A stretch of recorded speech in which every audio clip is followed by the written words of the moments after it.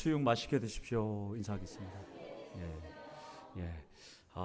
매주일이 김장이었으면 좋겠습니다. 예, 매주일이. 예. 우리 한동대 학생들도 많이 드십시오. 예. 자신의 유익을 위해서 조언과 자문을 받고 또한 위로를 구하는 사람을 우리는 전문 용어로 멘티라고 하죠. 그리고 그 자문을 해주는 사람, 조언을 해주는 사람을 우리는 멘토라고 합니다. 영어의 멘토는 스승을 의미합니다. 이 단어는 그리스도 신화에 나오는 우리 오디세우스가 트로이 전쟁에 나갔을 때, 20년 동안 트로이 전쟁에 나갔을 때 자기 아들 텔레마코스를 자기의 친구 멘토르에게 맡겨서 20년 동안 이 아들을 가르치는 이 지도했던 것에서 유래했던 것이 멘토가 됩니다. 그래서 좋은 자라는 뜻이 스승, 이 뜻이 멘토가 됩니다. 그렇다면 오늘 살아가는 2024년도의 12월 1일 달력 하나 남아있는 우리의 그리스도인들은 멘토를 어디에서 찾아야 될까요?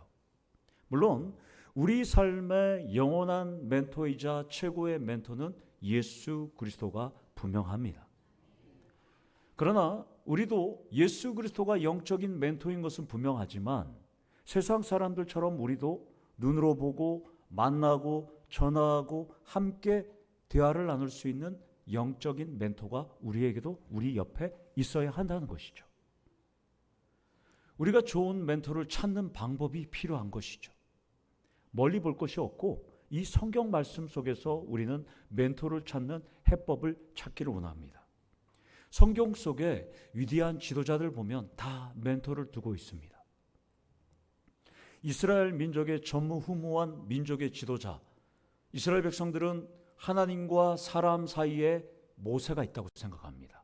그러니까 사람보다도 모세는 신적인 존재로 생각하는데 이 모세조차도 영적인 또한 육적인 멘토가 있었습니다.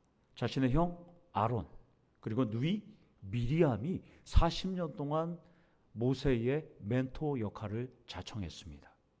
다윗에게는 누가 있을까요? 다윗에게는 훌륭한 선지자 사무엘이 있었고요.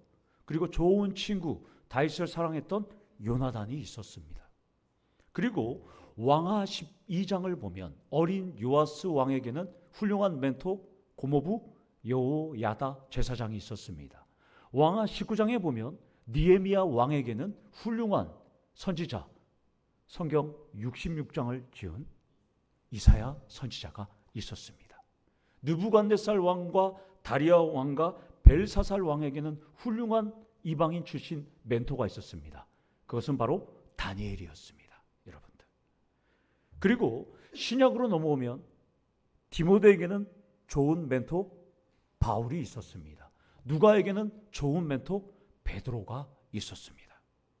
이렇듯 우리도 가정과 사업장과 직장 또한 우리 대학생들에게는 학교에서 인생의 모든 것들을 계획하고 설계하고 추진하는 중장기적인 계획과 마스터 플랜을 이어갈 수 있는 좋은 멘토, 코칭, 관리가 필요한 사람이 우리에게는 꼭 필요하다는 것입니다.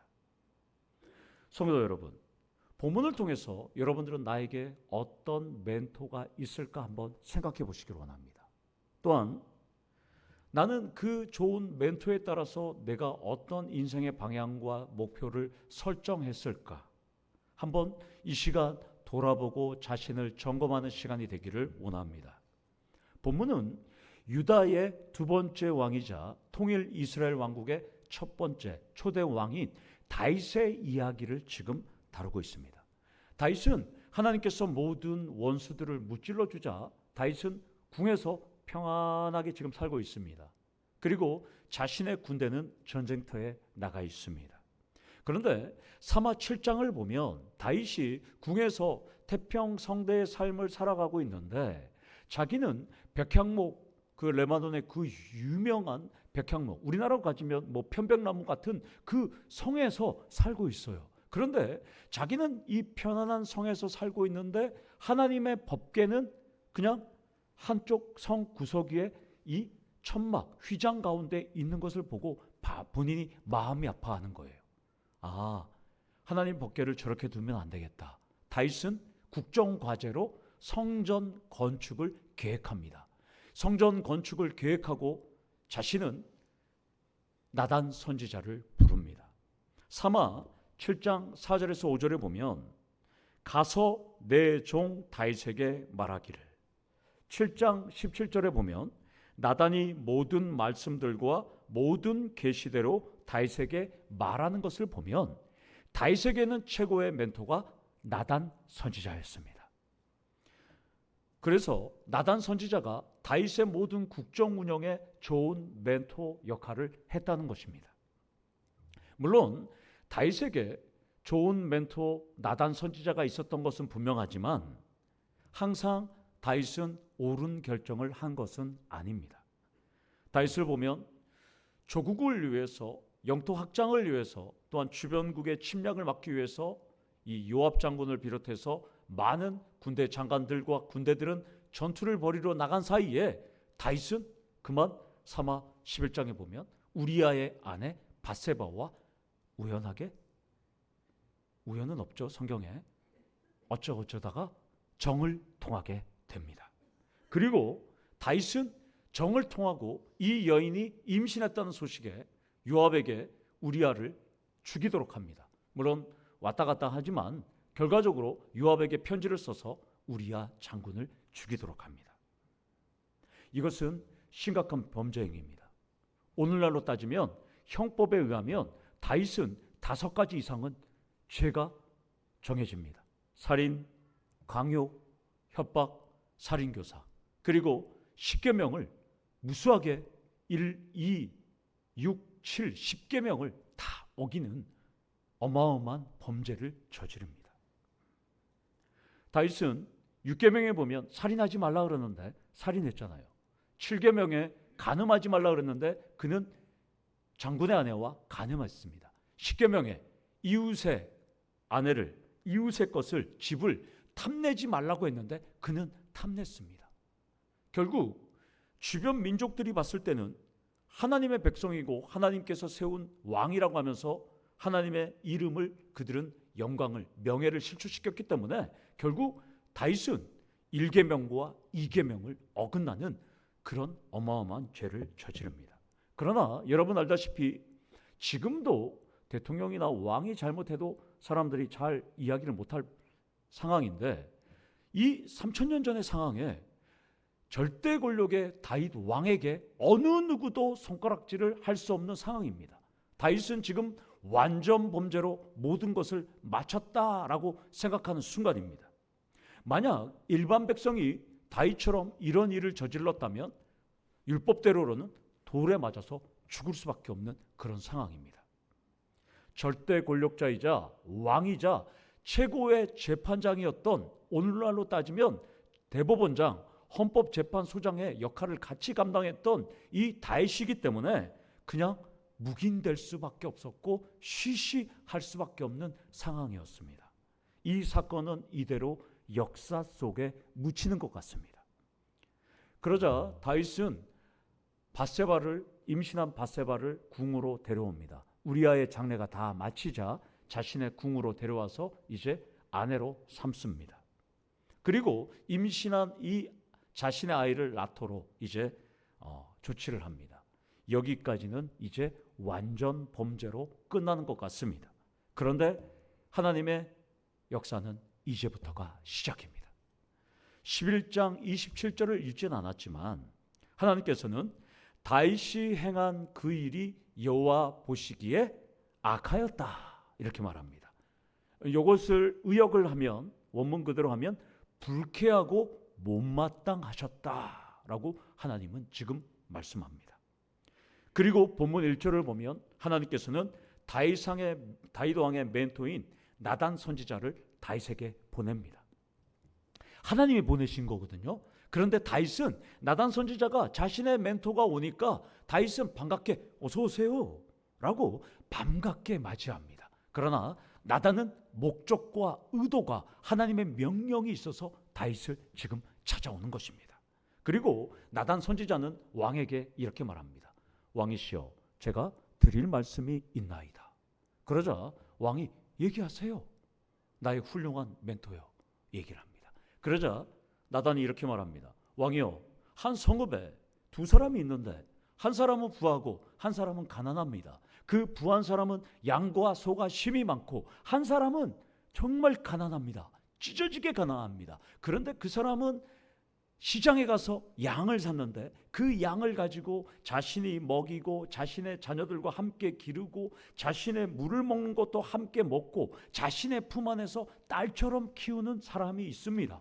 그런데 한 부자가 양과 소가 심이 많은데 어떤 행인이 자신을 찾아왔는데 내가 자신의 양이나 소를 잡지 않고 이 가난한 사람, 딸처럼 키우는 양을 강제로 빼앗아서 그 행인에게 대접을 해줬습니다. 왕이시여, 이걸 어떻게 하면 좋겠습니까?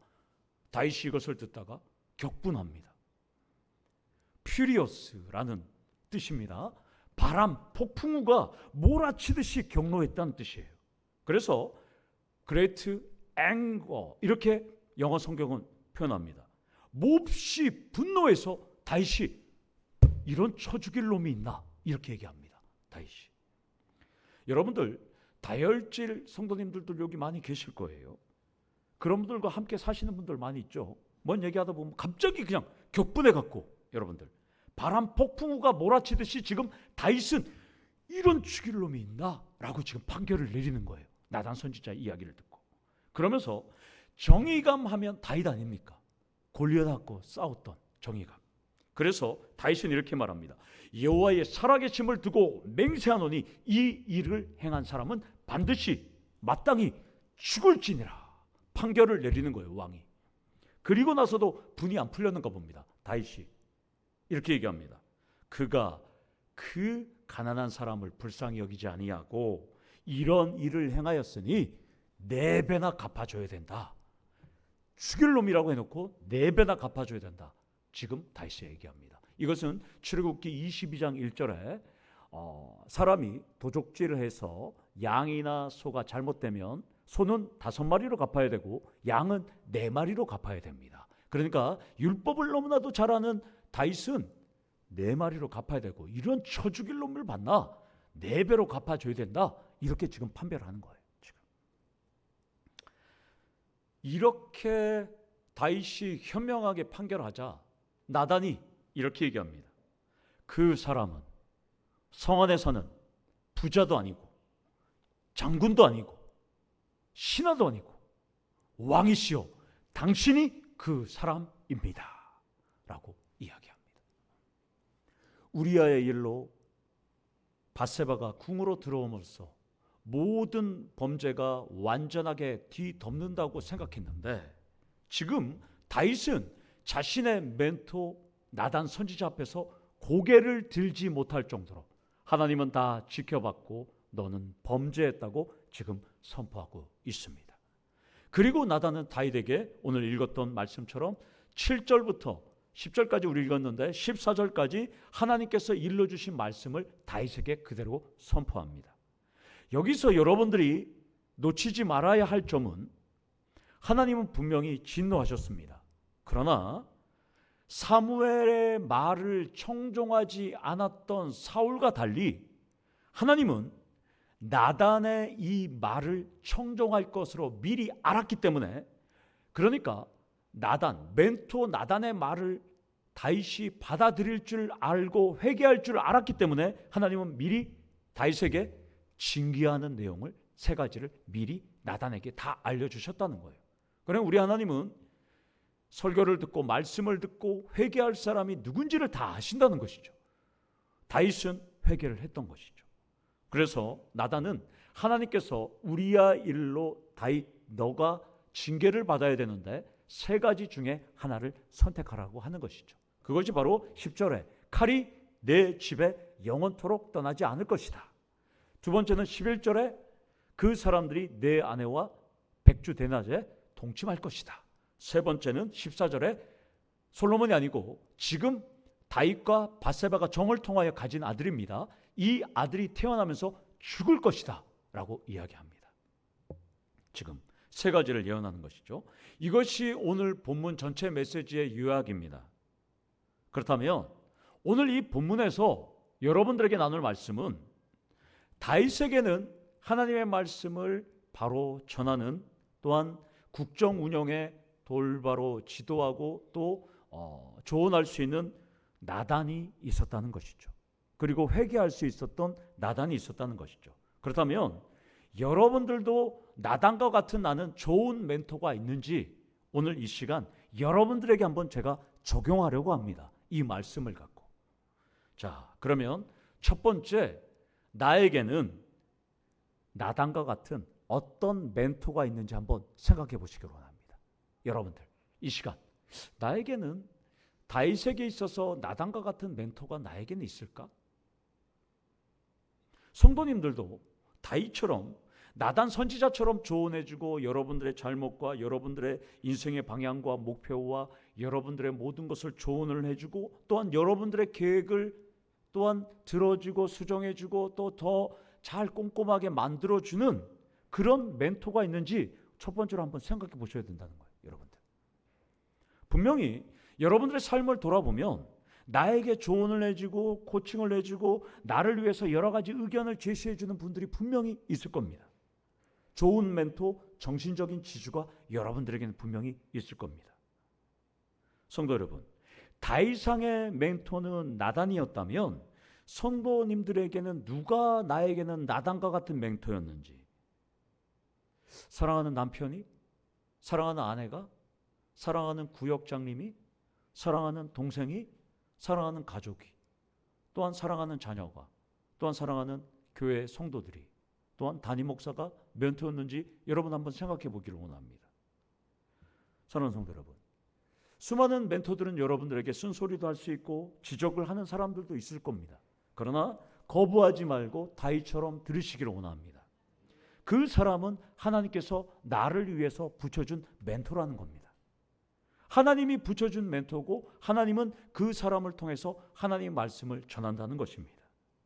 그 멘토의 말에 하나님의 지혜가 담겨 있음을 여러분들은 기억하고 그 말에 귀를 기울이시는 우리 성도님들 되기를 축원합니다. 그렇다면 두 번째, 멘토를 붙여줬다면 멘토의 말을 분별할 줄 아셔야 합니다. 우리는 삶에 다양한 멘토가 우리에게 있을 수 있습니다. 그러나 이 멘토의 말이 하나님께서 나에게 하는 말인지 사탄이 나에게 하는 말인지 우리는 영적으로 그 말에 분별할 줄 알아야 한다는 것입니다. 다윗은 나단 선지자를 통해서 부자와 가난한 자 이야기를 들었을 때 그는 정의감에 의해서만 경로했습니다. 부자는 죽을 자라고 선포했고 바로 양 4마리를 갚아야 된다고 선언했지만 갑자기 나단은 당신이 그 부자라고 이야기했을 때 다윗은 받아들였습니다. 여러분 같았으면 어떻게 했으면 좋겠습니까? 나는 왕이고 절대 권력자면 아니야, 나 그런 적이 없어, 당신 잘못 왔어, 그리고 부하들을 시켜서 선지자를 죽일 수 있었을 겁니다. 그러나 다윗은 나단 선지자의 말에 받아들였죠. 자신의 죄를 인정했습니다. 변명도 핑계도 대항하지 않고 그대로 묵묵히 들었습니다. 이유는 다윗은 하나님이 어떤 분인지, 그분이 붙여준 이 나단은 어떤 말을 지금까지 했는지 그는 영적으로 분별할 줄 알았다는 것입니다. 성도 여러분, 내가 존경하고 내가 신뢰하고 또한 나에게 붙여준 멘토의 말이라면 하나님의 음성으로 들리는 것을 여러분들은 분별할 줄 아시기를 원합니다. 그분들은 여러분들에게 좋은 스승이자 좋은 멘토가 된다는 것입니다. 세 번째, 멘토의 말이 맞다면 즉시 변화를 결단하기를 원합니다. 멘토의 말이 내게 하는 말로 분명히 들렸다면 회개할 것은 회개하고 조언을 구할 것은 조언을 구하고 다윗과 같이 나의 단점, 나의 허물을 인정하고 용서를 구하셔야 한다는 것입니다. 절대 권력자이자 자신대로 모든 것을 할 수 있는 이 다윗은 그 나단의 선지자의 말을 듣고 화를 내거나 내가 아니라고 부인하거나 그렇게 정죄한 다윗을 죽이려고 달려들지 않았습니다. 오히려 13절에 내가 여호와께 죄를 범하였느니라 라고 고백합니다. 여러분도 인생을 살면서 나의 약점, 나의 단점, 나의 허물, 나의 상처, 감추고 싶은 이 비밀을 자꾸 파헤치는 사람이 있다면 정말로 여러분들도 얄미울 겁니다. 우리 한동대 학생들도 여기 있지만 여러분들의 모든 약점을 자꾸 파헤치면 여러분들은 안 만날 겁니다. 그러나 그 모든 것은 하나님께서 하신다는 것을 여러분들 깨닫고 여러분들이 그 모든 조언과 또한 그 모든 말에 여러분들이 실천하고 변화하기를 축원합니다. 하버드대의 에드워드 벤필드 박사님은 이렇게 말합니다. 우리 사회에서 가장 성공한 사람은 10년 후의 미래, 20년 후의 미래를 걱정하는 장기적인 시각을 가진 사람이다 라고 이 하버드대의 벤필드 박사님은 말합니다. 세상에 불신자들도 10년 후의 미래, 20년 후의 미래를 생각하는 장기적인 시각을 갖고 살아간다는 것이죠. 그런데 천국이 보장된 우리, 교회 공동체에 있는 우리가 수많은 말씀을 듣고 설교를 들으면서도 교만하거나 여전히 나의 주관과 철학대로만 살아간다면 세상 사람보다 못한다는 것입니다. 성경에 기록된 이 멘티들을 보면 멘토의 충고와 조언에 그들의 인생을 걸었어요. 엘리사는 하나님께서 그냥 데려가려는 이 엘리야를 따라서 길갈도 가고 요압도 가고 또한 요단까지 갑니다. 끝까지 쫓아갑니다. 끝까지 가서 너가 도대체 무엇을 원하느냐? 선생님, 스승님, 선생님의 능력, 갑절을 제가 원합니다. 끝까지 멘토를 쫓아갔어요. 엘리사는. 그리고 두루마기를 주잖아요. 그 두루마기 떨어진 것을 입고 물을 치니까 물이 갈라지고 끝까지 엘리사는 영적 자신의 스승 멘토를 끝까지 쫓아갔습니다. 사랑하는 성도 여러분, 하나님의 역사를 원하십니까? 여러분 곁에 붙여준 하나님께서 붙여준 멘토의 말을 의지할 때 엘리사처럼 갑절의 능력을 소유할 수 있다는 것입니다. 성도 여러분, 좋은 영적 멘토의 말을 하나님 아버지의 말로 귀 기울이시고 여러분들 그 말에 변화하는 삶을 사시기를 간절히 원합니다.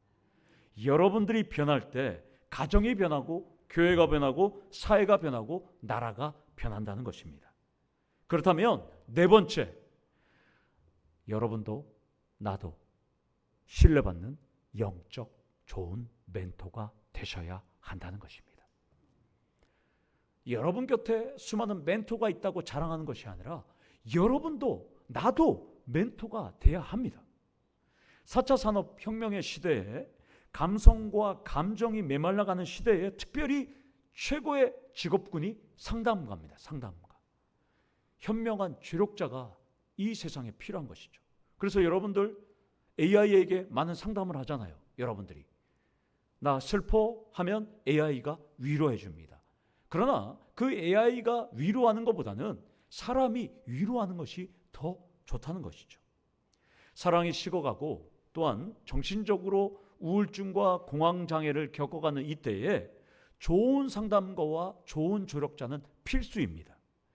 여러분들이 좋은 멘토가 있다면 이제는 2025년도에는 여러분들이 좋은 멘토들이 되시기를 축원합니다. 성도 여러분, 우리도 교회 안과 밖에서 예수의 복음을 전하면서 달려갑니다. 여러분들이 좋은 멘토라고 인정을 받을 때 그 사람들이 교회로 오지, 여러분들이 나쁜 대화하기도 싫고 여러분들과 함께하기 싫다면 그 사람들이 교회로 올 수 없다는 것입니다. 남에게 조언과 자문만 구하는 그런 삶이 아니라 나와 함께 신앙생활하는 우리 성도님들에게도 여러분들이 좋은 멘토가 되고 자녀들에게도 좋은 멘토가 되고 또한 여러분들의 직장과 일터와 사업장에서도 여러분들이 좋은 멘토가 될 때 우리 하나님께서는 여러분들에게 더 많은 지혜와 능력을 부어 주신다는 것입니다. 마지막으로 다섯 번째, 우리에게는 영원한 멘토 예수 그리스도가 있습니다. 예수님은 요한복음 14장 14절에 이렇게 말씀했습니다. 내 이름으로 무엇이든지 구하면 내가 행하리라. 그래서 예수님은 우리에게 최고의 멘토지만 우리에게 아버지와 아들의 영인 성령을, 보혜사 성령을 우리에게 보내주셨다는 것입니다. 우리의 영원한 멘토이신 예수 그리스도께서는 지금도 보좌 우편에서 여러분들을 위해서 기도해 주신다는 것입니다. 그리고 자신의 영이신 이 성령 하나님을 통해서 여러분들에게 끊임없이 감화감동으로 깨달음을 주셔서 여러분들의 선택과 여러분들의 목표와 계획을 계속 올바른 방향으로 지도해 주신다는 것입니다. 우리 다 같이 베드로전서 2장 9절 하반절 말씀을 한번 읽도록 하겠습니다. 이는 너희를 어두운 데서 불러내어 그를 기이한 빛에 들어가게 하신 이의 아름다운 덕을 선포하게 하려 하심이라. 아멘. 우리를 사망에서 생명으로, 절망에서 소망으로 이끄신 하나님은 그리스도의 아름다운 덕을 우리를 통해서 전하고 여러분들 통해서 세상에서 최고의 멘토로 살아가라고 지금 베드로전서 2장 9절은 우리에게 말씀하고 있습니다. 사랑하는 성도 여러분, 귀한 멘토가 있습니까? 여러분들도 귀한 멘토가 되기를 축원합니다. 초등학생 아들이 학교 숙제가 어려워서 아버지에게 알려달라고 부탁했답니다. 그래서 아빠, 5대양 6대주가 뭐야? 이렇게 물어봤습니다. 그러니까 아빠가 5대양? 잘 적어. 김양, 최양, 이양, 박양, 조양, 문양이야. 아, 그래? 아빠? 적었어요. 아빠, 그러면 6대주가 뭐야? 6대주 뭡니까? 소주, 맥주, 백세주, 포도주, 막걸리야. 아들이 적었습니다. 다음 날 학교로 가서 정재길 선생님에게 제출했습니다. 그러자 선생님이 너 잠깐 교무실로 와. 교무실로 가서 엄청나게 혼났습니다. 그러자 아들이 화가 나서 집으로 돌아왔습니다. 아빠가 알려준 5대양 6대주 때문에 선생님한테 교무실로 불려갔어. 그러자 그래? 노트 좀 줘봐. 그래서 노트를 봅니다. 아빠가. 이게 하나가 잘못됐네. 그래서 선생님이 화낸 거야. 막걸리가 아니라 탁주야. 탁주. 어떤 세계관으로 어떻게 지도하느냐에 따라서 아들에게 미치는 영향은 매우 큽니다. 아빠가 멘토의 역할을 하지 못했습니다. 멘토와 멘티가 어떤 역할을 하는 좋은 예화인 것 같습니다. 사랑하는 성도 여러분, 그리스도인들은 좋은 멘토가 되어야 합니다. 하나님은 여러분들에게 좋은 멘토를 붙여주셨습니다. 삶에서, 가정에서, 교회에서 복음을 전하고 빛과 소금의 삶을 사시는 좋은 영적 멘토들이 되시기를 축원합니다. 여러분들 2024년도에는 어떤 멘토를 만났고 어떤 멘토의 삶을 사셨습니까? 다가오는 2025년도에는 최고의 멘토이신 예수 그리스도와 함께 성령과 함께 그리스도의 덕을 전하면서 우리 교회 성도들은 포항 이 지역에서 최고의 멘토들이라는 소문이 가득 넘쳐나는 우리 교회가 되기를 간절히 축원합니다. 아멘. 우리 다 같이 기도하시겠습니다. 아버지 하나님 감사합니다. 우리에게 귀한 멘토들을 붙여주시고 또한 우리도 귀한 멘토의 삶을 살아갈 수 있도록 우리를 사용해 주심을 감사합니다. 우리가 축복의 멘토, 축복의 통로들이 될 수 있도록 도와주시고 축복의 도구들이 될 때 우리 교회에 또한 많은 죽어가는 영혼들이 우리 교회와 함께 신앙생활을 할 수 있도록 우리를 사용하여 주시옵소서. 예수님의 이름으로 기도드리옵나이다. 아멘.